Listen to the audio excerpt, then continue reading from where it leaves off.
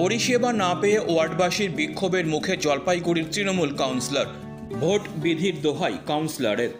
রবিবার সাত সকালেই এই নিয়ে চাঞ্চল্য ছড়িয়েছে জলপাইগুড়ি পুরসভার ৩ নম্বর ওয়ার্ডে।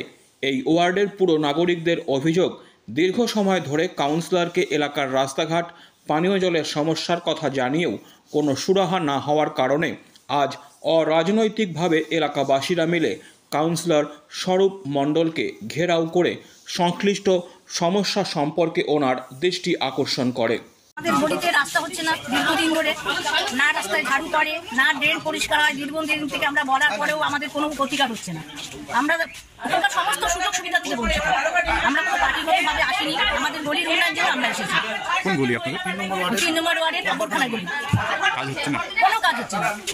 জলের কল দীর্ঘদিন থেকে ঘোলা জল পড়ে আসছে, মানুষ জল খেতে পারে না, সেটা ঠিক করছে না। রাস্তায় পড়ে যাচ্ছে, বয়স্ক মানুষটা হাঁটতে পারে না, ড্রেন পরিষ্কার হয় না, রাস্তা ঝাড়ু হয় না। বাধ্য হয়ে ঘেরাও করলেন? হ্যাঁ, আমরা বাধ্য হলাম বলতে, আজকে সবাই মিলে এসে। কি বলছেন? দীর্ঘদিন বলা হয়েছে, কেউ কেউ একজন করে এসে বলে গেছে, উনি কোনো পাত্তা দেয়নি। কি বলে এখন? কি বলে এখন উনি বলছেন ওনার যুক্তি মতন কথা। অসুস্থ পাবো না, তাহলে কি করবেন এখন? আমরা বলে গেলাম, দেখবো আমরা উনি কথা রাখেন নাকি, নাহলে তারপর আমরা ভাববো কিছু। উল্লেখ্য, জলপাইগুড়ি পুরসভার এই ৩ নম্বর ওয়ার্ডের মধ্যেই রয়েছে জেলা স্কুল সহ সরকারি অফিস এবং মধ্যবিত্ত পরিবারের বসবাস। গত রবিবারের কালবৈশাখী ঝড়েও এই ওয়ার্ডের অনেকের ঘরবাড়ি ক্ষতিগ্রস্ত হয়েছিল। সেই নিয়েও ত্রাণ না পেয়ে এবং পুরো প্রতিনিধির তরফে খোঁজ খবরটুকু না নেওয়ার অভিযোগের কথাও বলতে শোনা যায় রবিবারের ঘেরাও বিক্ষোভে। এই প্রসঙ্গে ৩ নম্বর ওয়ার্ডের অপর এক নাগরিক শুভাশিস ভট্টাচার্য জানান, অনেক দিন থেকেই ওনাকে জানানো হচ্ছে আমাদের সমস্যার বিষয়গুলো, কিন্তু কোনো সুরাহা হচ্ছে না। সম্প্রতি যে ঝড় হয়ে গেছে তাতে বিদ্যুতের খুঁটিগুলো পড়ে যাওয়ায় দীর্ঘ সময় আমাদের অন্ধকারে কাটাতে হয়েছে। এলাকার রাস্তাঘাটের যা অবস্থা, প্রবীণ নাগরিকেরা পথ দিয়ে চলতে গিয়ে পড়ে গিয়ে আহত হচ্ছেন, কিন্তু কোনো হেলদোল নেই ওয়ার্ড কাউন্সিলরের। তাই আজ আমরা বাধ্য হয়ে ঘেরাও করে আমাদের সমস্যার কথাগুলো লিখিতভাবে জানিয়ে দিলাম। এরপরেও যদি সুরাহা না হয় সমস্যার, তাহলে আমাদের অন্য চিন্তাভাবনা করতে হবে। আমাদের মেন ব্যাপার হচ্ছে আমাদের দীর্ঘদিন যাবৎ ইয়েতে আমাদের যায় না, খোঁজ খবরটা নিচ্ছে না, আর আমাদের গুলি ভাঙা, বয়স্ক লোকরা পড়ে যাচ্ছে। তারপরে কলের জল খুব নোংরা, এগুলি খায়।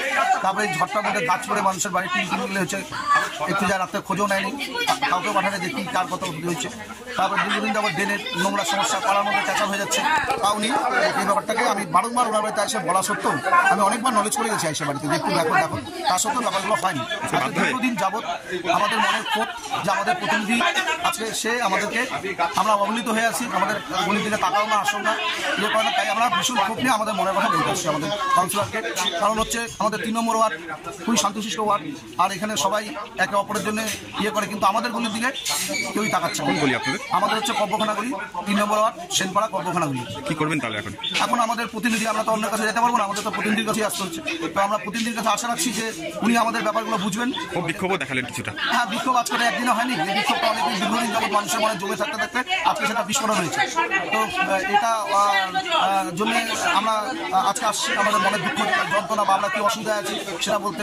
ঝড়ের প্রাকৃতিক দুর্যোগে আমাদের গুলিতে অনেক ক্ষতি হয়েছে, গাছ পড়ছে, লাইটের তার ছিঁড়ে যাওয়া থেকে বাড়ির চালে গাছ পড়া থেকে আরম্ভ করে প্রচণ্ড হচ্ছে। রাস্তায় বয়স্ক মহিলা হাঁটতে পারে না, পড়ে যায়, গাড়ি ঘোড়া নিয়ে চলা যাচ্ছে না।